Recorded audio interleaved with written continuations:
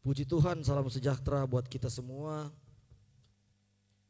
Kembali lagi kita dipertemukan dalam ibadah live streaming GKMI Gereja Pusat Langoan, dalam rangka kita memperingati hari kenaikan Yesus ke surga. Sekali lagi, banyak hal yang berubah saat ini. Banyak hal yang berubah.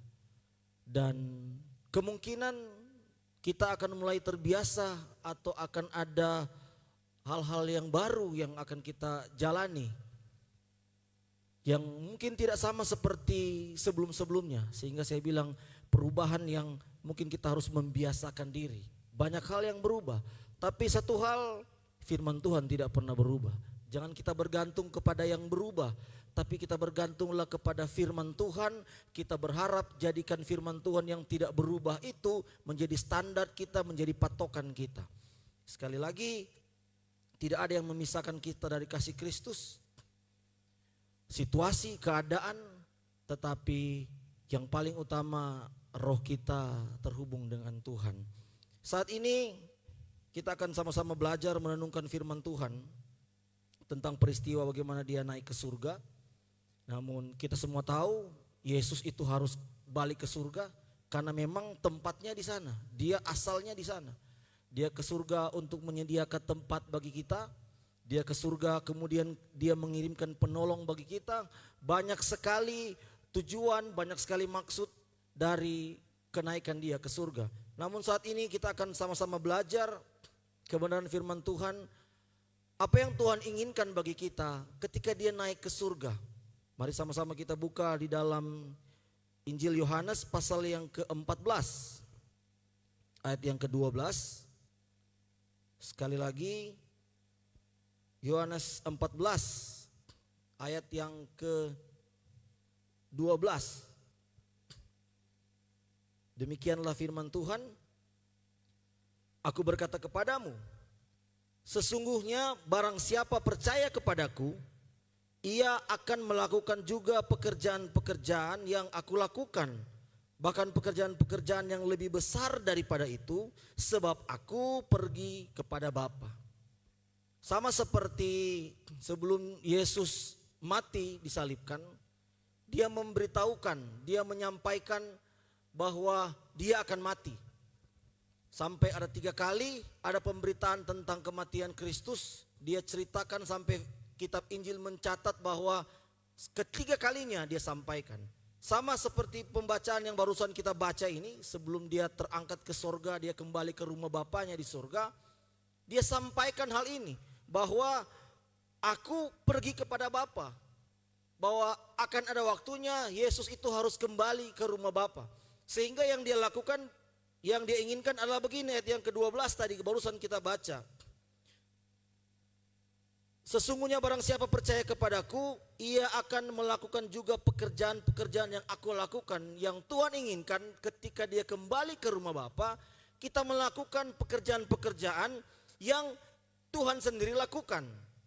Nah, sebetulnya pernyataan Yesus ini, apa yang dia sampaikan saat ini, itu adalah penegasan. Itu adalah penegasan dari yang sebelumnya dia pernah sampaikan.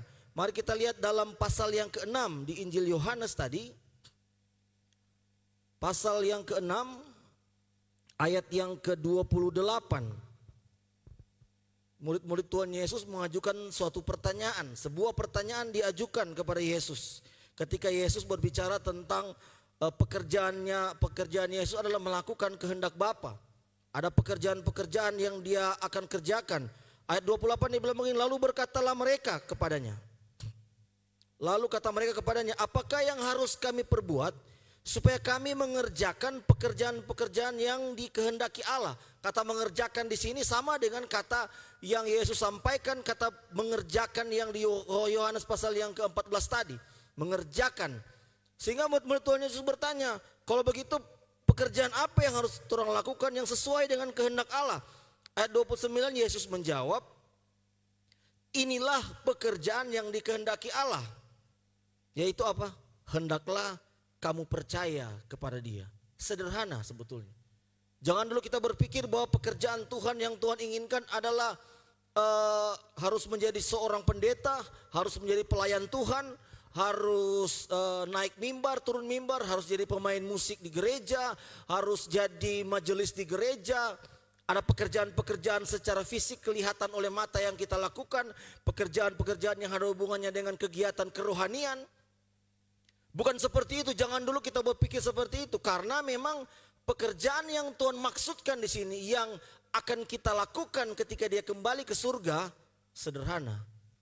Dia barusan jawab bahwa pekerjaan yang dia inginkan adalah percaya saja.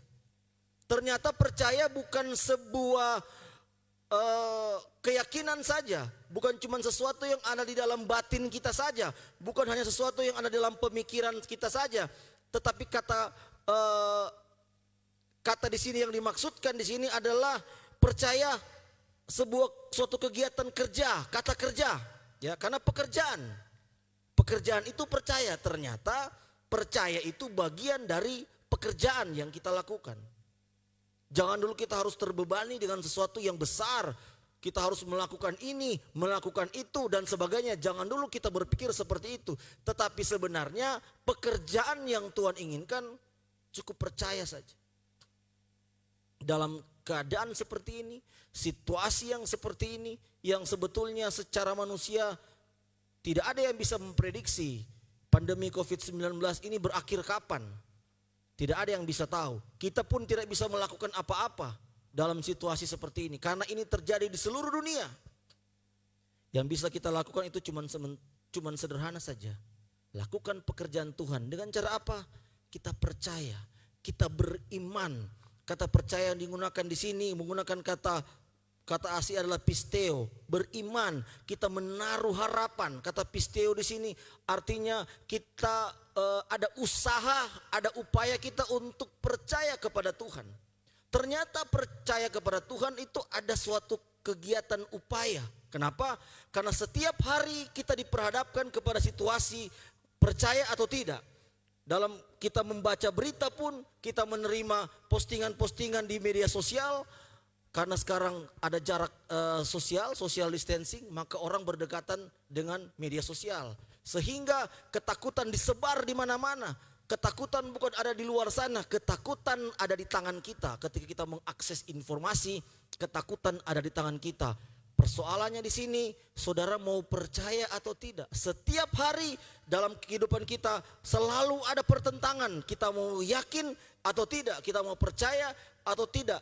Sehingga yang Tuhan maksudkan percaya di sini adalah sebuah bentuk upaya, sebuah bentuk usaha kita untuk percaya. Terjadi peperangan dalam batin kita, terjadi peperangan dalam rohani, dalam pemikiran kita, sehingga tidak ada cara lain selain kita harus berusaha.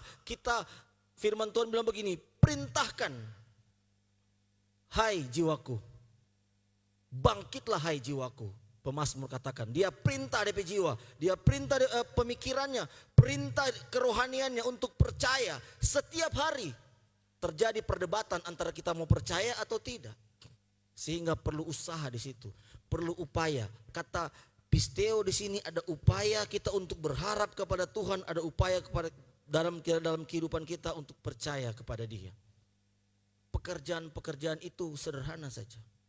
Kita tidak bisa lakukan apa-apa saat ini. Apalagi kita harus berada di rumah masing-masing. Sederhana yang perlu kita lakukan, percaya.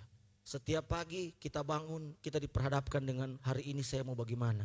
Mau percayakah atau tidak? Tapi yang harus kita lakukan, kita berusaha, kita berupaya untuk percaya. Itulah sebuah pekerjaan yang Tuhan inginkan ketika Dia kembali ke rumah Bapa. Selanjutnya, di dalam Yohanes 14 tadi, ayat yang ke-13. Setelah dia bilang melakukan pekerjaan-pekerjaannya sebab aku pergi kepada Bapa. Ayat 13 bilang begini, dan apa juga yang kamu minta dalam namaku, aku akan melakukannya supaya Bapa dipermuliakan di dalam anak. Ayat 14, jika kamu meminta sesuatu kepadaku dalam namaku, aku akan melakukannya.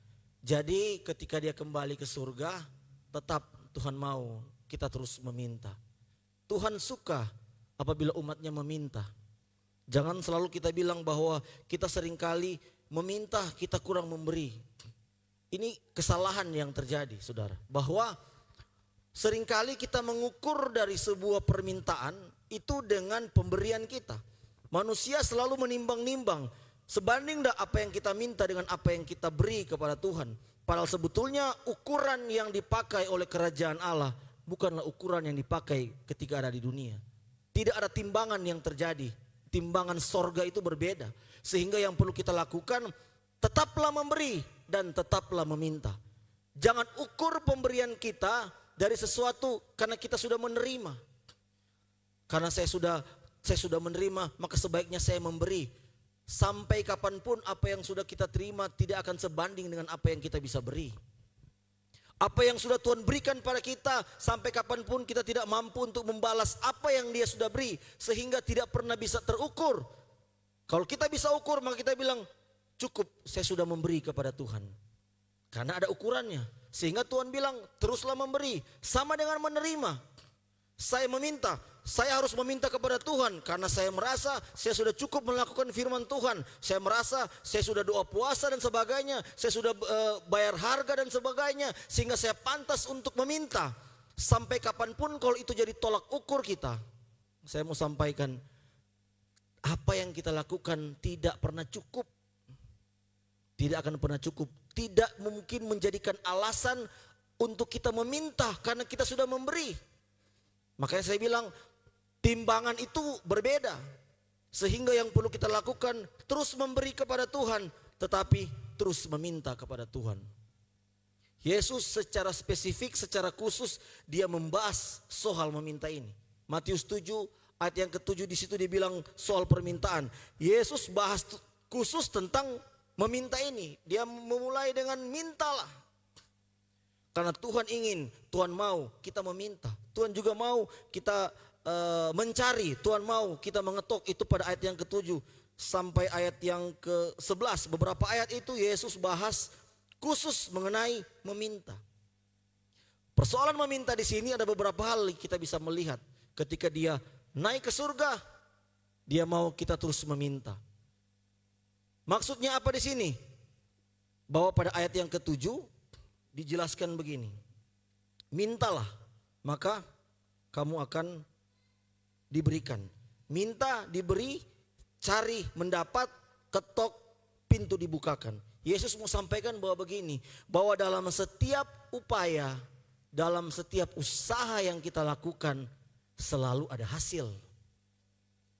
Matius 7 ayat yang ke-7 sebenarnya menjelaskan kepada kita bahwa apa yang kita kerjakan, apa yang kita lakukan, upaya usaha kita dalam kita meminta, pasti ada hasil. Upaya kita dalam mencari, pasti kita akan mendapatkan, pasti ada hasil. Itu maksud dari yang Tuhan Yesus sampaikan dalam Matius pasal yang ke-7 ayat yang ke-7. Kemudian kita perhatikan dalam hal soal meminta ini. Ayat yang ke-9. Adakah seorang daripadamu yang memberi batu kepada anaknya jika ia meminta roti? Atau memberi ular jika ia meminta ikan. Sebetulnya di sini Yesus mau sampaikan bahwa bukan soal kapan kita meminta kemudian diberi. Bukan persoalan kapan kita mencari kemudian kapan kita mendapati. Karena Yesus tidak menjelaskan soal kapan kita dapat. Tetapi dia jelaskan selanjutnya ayat yang ke-9 dan 10 soal jenis. Di sini dia bicara soal memberikan roti. Tidak mungkin dia berikan batu, tidak mungkin dia memberikan ular jika kita meminta ikan. Jadi sekali lagi dia menekankan di sini bahwa bukan persoalan kapan kita diberi ketika kita meminta, kapan kita mendapat ketika kita mencari, kapan pintu diketok ketika itu dibuka. Tetapi dia memberikan penjelasan, memberikan janji bahwa soal pemberian itulah yang harus kita perhatikan. Soal apa yang kita terima, itu yang harus kita perhatikan. Kemudian selanjutnya bukan soal pemberian itu seperti apa. Ayat 11 dia bilang, jadi jika kamu yang jahat tahu memberi pemberian yang baik kepada anak-anakmu, apalagi Bapamu yang di sorga, ia akan memberikan yang baik kepada mereka yang meminta kepadanya. Perhatikan, bukan persoalan apa yang kita terima, bukan persoalan ketika kita mencari apa yang kita dapat, ketika kita meminta apa yang kita terima. bukan persoalan itu. Tapi ayat 11 di sini Yesus sedang menjelaskan kepada kita yang perlu jadi fokus kita adalah pemberian yang baik. Dia bilang, memberi pemberian yang baik kepada anak-anakmu, apalagi Bapamu yang di surga. Pemberian yang baik, Tuhan yang paling tahu. Ketika kita meminta kepada Tuhan, Dia pasti akan memberi pemberian yang baik, Tuhan yang paling tahu. Kemudian kenapa kita meminta kepada Tuhan? Karena kita tahu, kita yakin bahwa Tuhan punya. Kita tidak mungkin meminta sesuatu kepada orang kalau kita tahu orang itu tidak punya. Kita pasti meminta, kita pasti mencari kepada orang ketika kita tahu, oh dia punya apa yang kita butuhkan. Dia punya apa yang sedang kita cari. Apa yang sedang kita cari saat ini, saya tahu ada pada si A atau si B. Maka kita langsung pergi kepada orang tersebut. Meminta atau mencari, itu membuat kita yakin bahwa kita tahu yang kita cari itu punya. Ketika kita meminta kepada Tuhan, kita tahu Tuhan punya. Ketika kita mencari, kita harus tahu bahwa Tuhan pasti akan mendapatkan. Ketika kita mengetuk, kita tahu pintu akan dibukakan. Jadi kita tahu sumber kita itu. Dan kenapa Tuhan mau kita meminta kepadanya? Itu tanda kita bergantung kepada Tuhan. Karena kita tidak mampu, kita tidak sanggup. Tidak ada tempat lain kita berharap kita meminta selain kita meminta kepada Tuhan. Maka kita akan meminta kepadanya. Itu yang harus kita lakukan ketika Dia naik ke surga. Terus meminta. Meminta itu Yesus pun di dalam pasal yang ke-14, Yohanes 14 tadi ayat yang ke-16. Dia bilang, aku akan meminta kepada Bapa. Dia pun meminta kepada Bapa. Meminta bukan berarti kita cengeng, meminta bukan berarti kita kurang rohani dan sebagainya. Tidak. Tapi meminta itu sebetulnya ciri khas kita kepada Tuhan. Tanpa kita mengukur seberapa banyak yang sudah kita beri. Sehingga sekali lagi jangan ukur permintaan kita dengan apa yang sudah kita beri. Sekali lagi jangan mengukur apa yang sudah kita beri dengan apa yang sudah kita terima. Karena timbangan seperti itu tidak dipakai dalam kerajaan Allah. Terus memberi apa yang bisa kita beri. Terus meminta apa yang menjadi kebutuhan kita. Karena Allah yang memiliki semuanya. Dia adalah sumber, Dia yang menyediakan.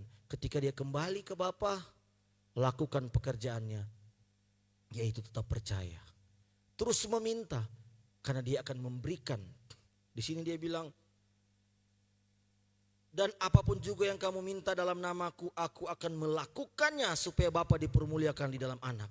Tetapi ingat di Matius 7, ketika kita meminta, bukan kapan itu diberi, bukan kapan itu dijawab, tetapi jenisnya itu yang harus jadi perhatian kita.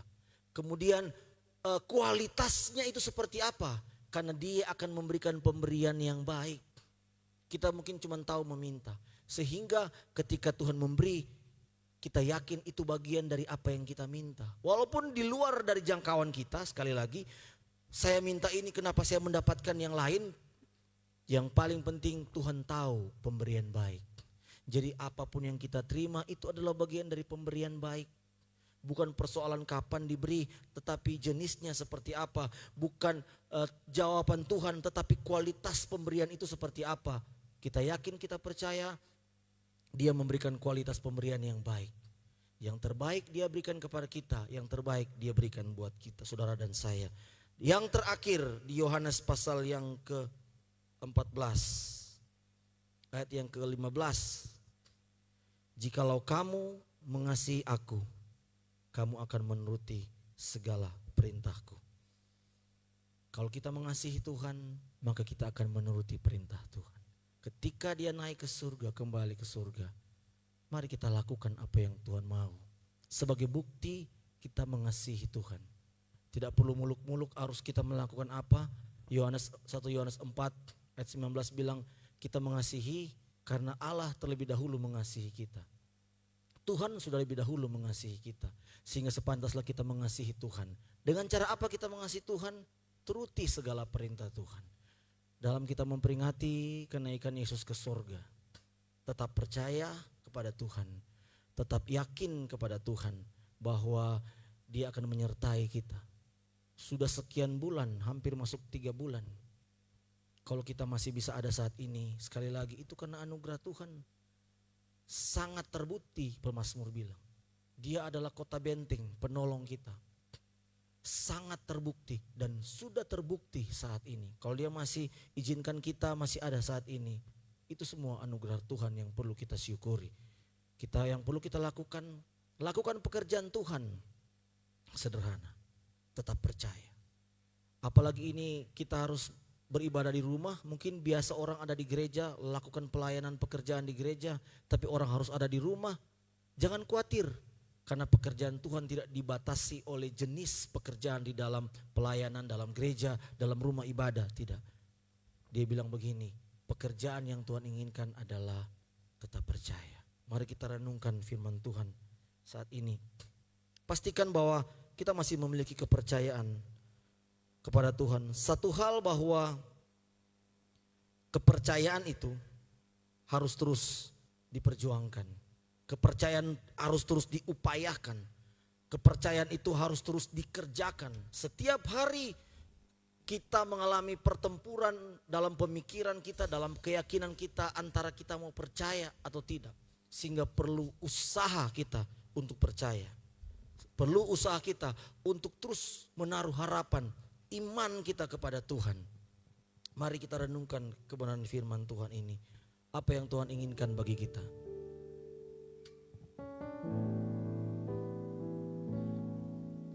Percaya janjimu ajaib,